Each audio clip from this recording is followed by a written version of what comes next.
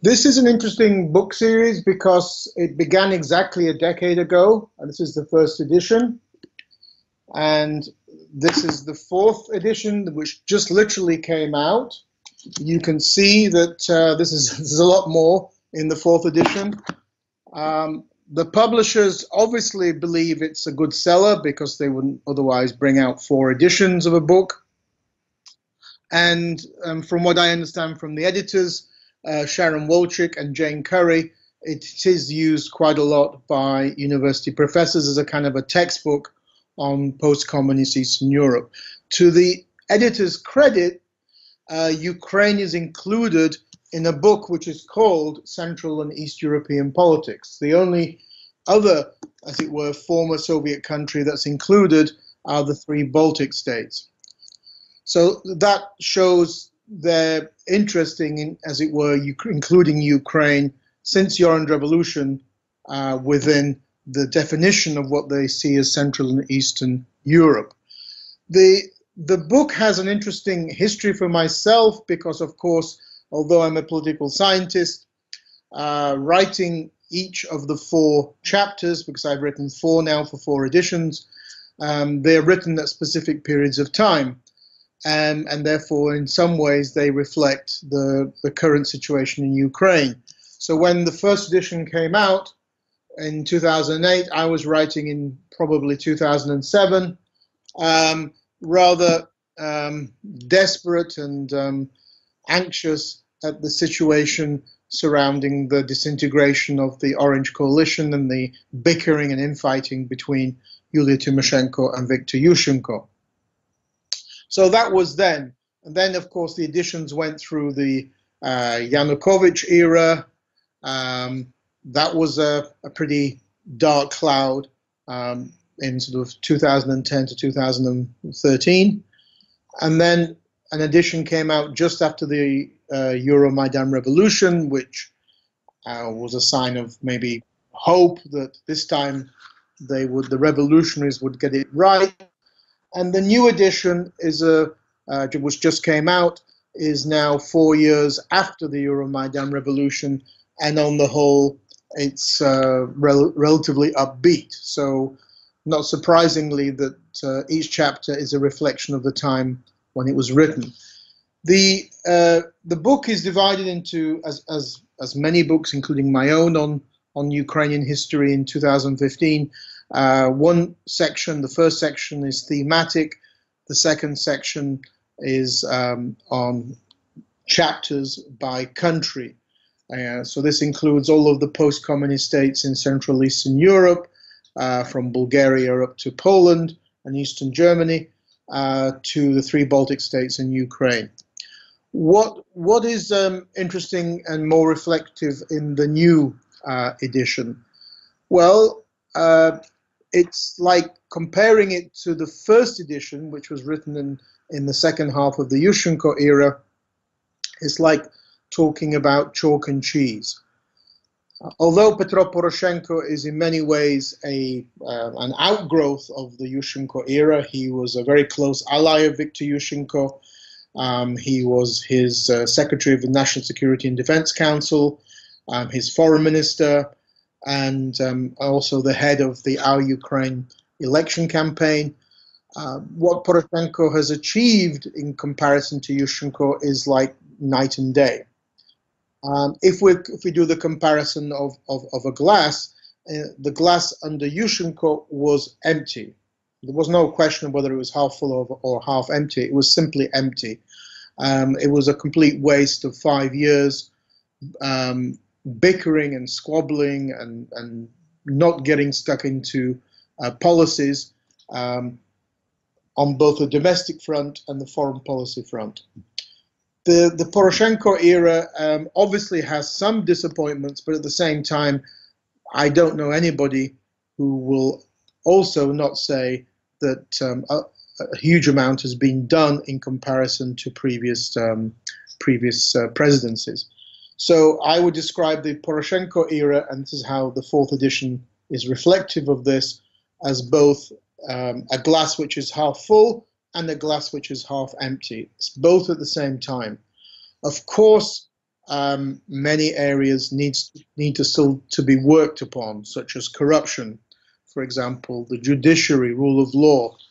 But let's not forget the many areas that have been successful.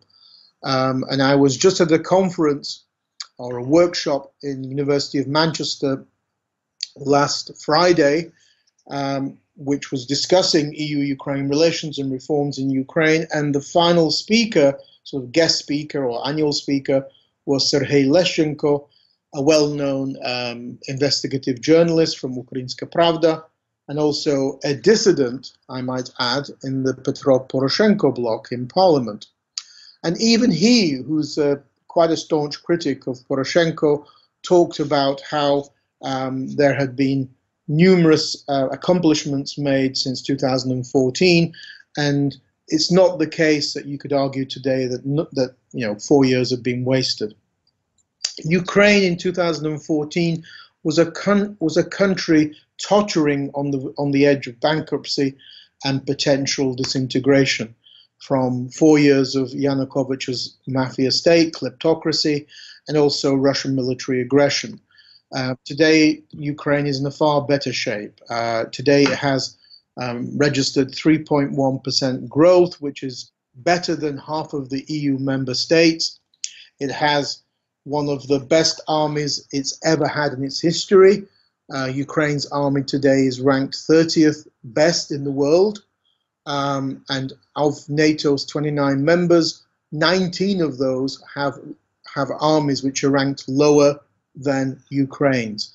If you look at the ranking of Ukraine's army today, it's just slightly below both Poland and Canada, which is interesting.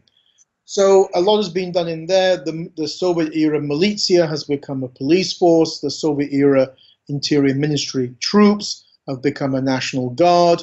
You've had a very successful decentralization. You've had some successes on fighting corruption, such as Naftogaz of Ukraine, the state gas company, used to be a cash cow for Ukraine's president, and now today is the biggest payer of taxes to the Ukrainian budget. The whole scandals and corruption surrounding VAT receipts and VAT refunds has been ended. The question of another source of corruption was always government contracts. That has been resolved to a great degree by the Prozoro, introduction of a Prozoro system. The transparency of assets and incomes owned by elites and earned by elites is now quite well developed, with e-declarations which have to be made by state officials every year, and also with a government registry of assets, cars, land, and property that anybody can go and access now in Ukraine.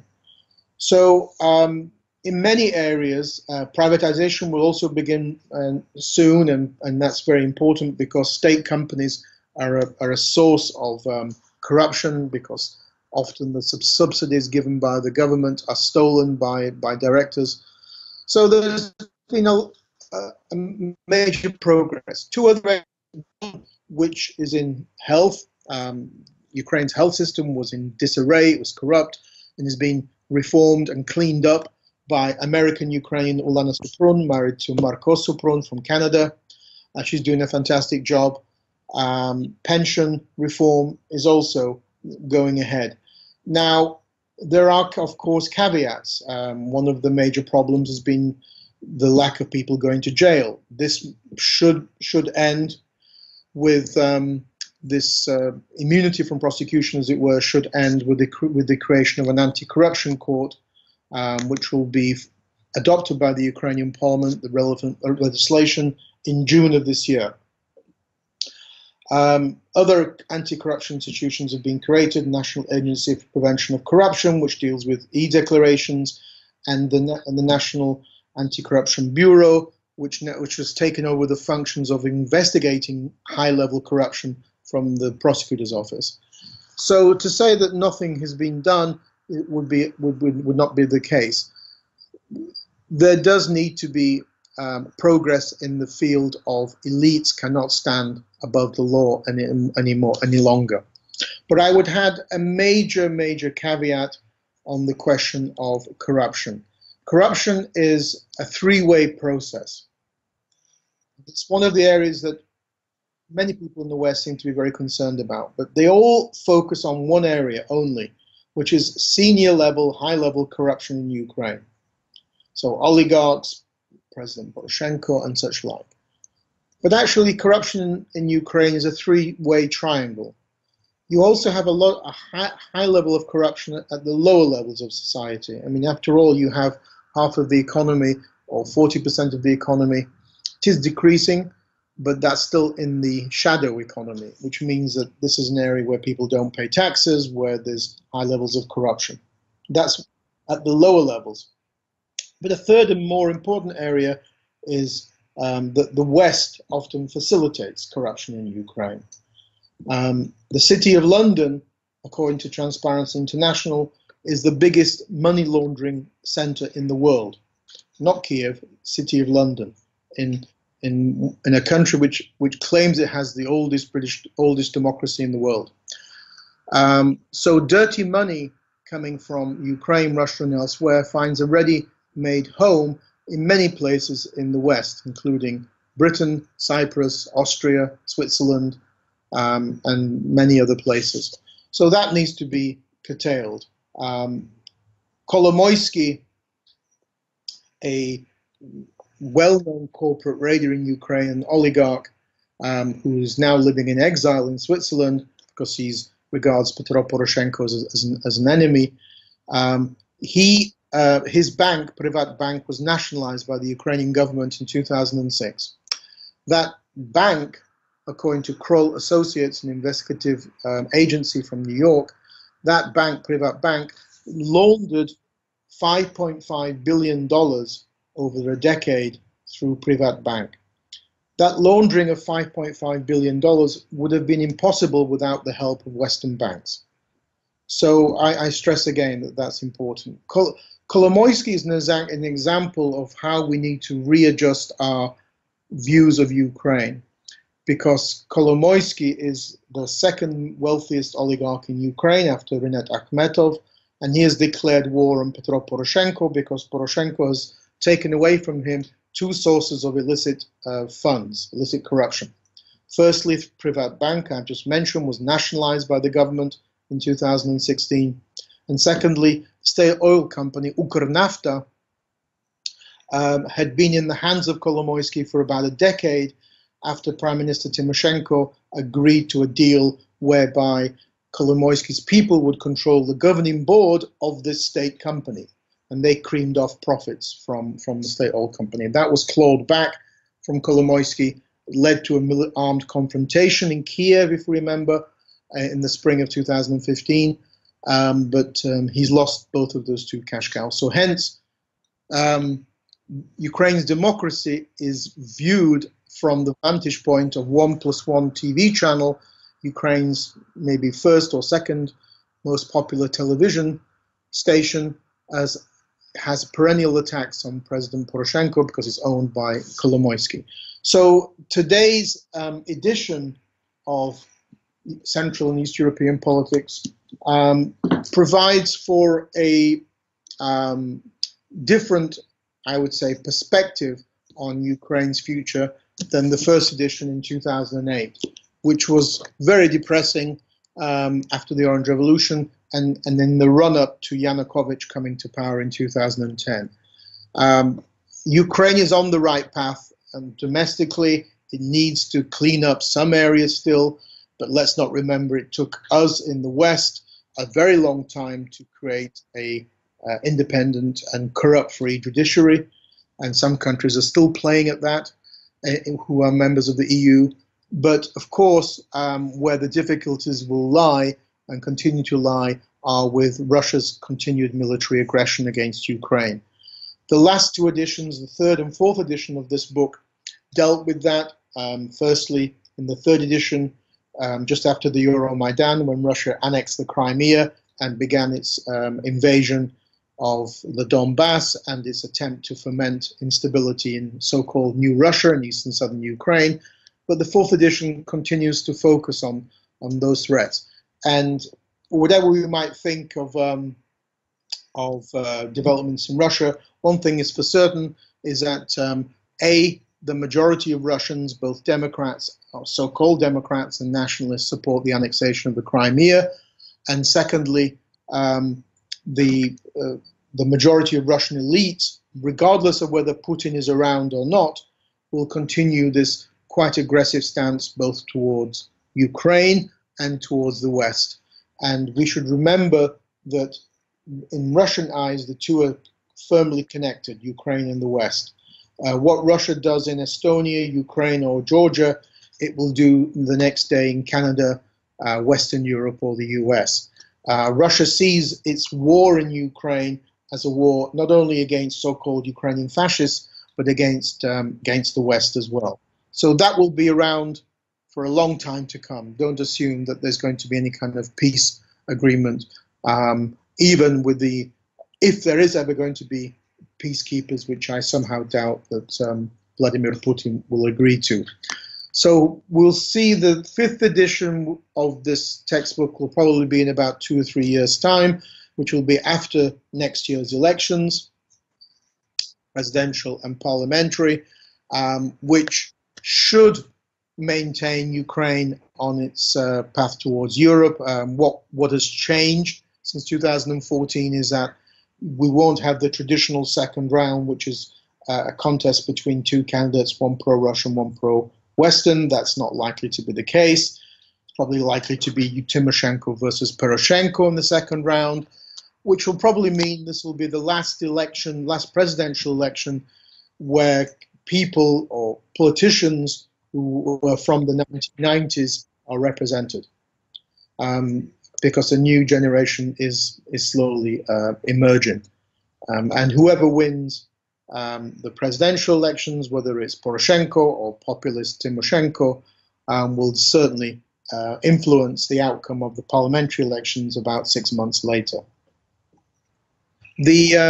So we shouldn't, on a final note, we shouldn't be always so downbeat about developments in Ukraine. We should look at the fact that the glass is both half full and half empty. We shouldn't assume that everything can be done so quickly in 3 to 4 years. This is a very small period of time, considering how long it took us in Western Europe, Canada, and the US to develop a whole range of institutions, political culture that we need to underpin a democratic system.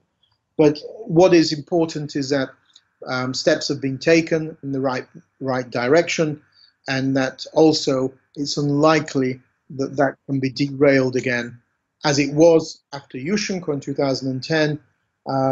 That's not likely to be the case anymore.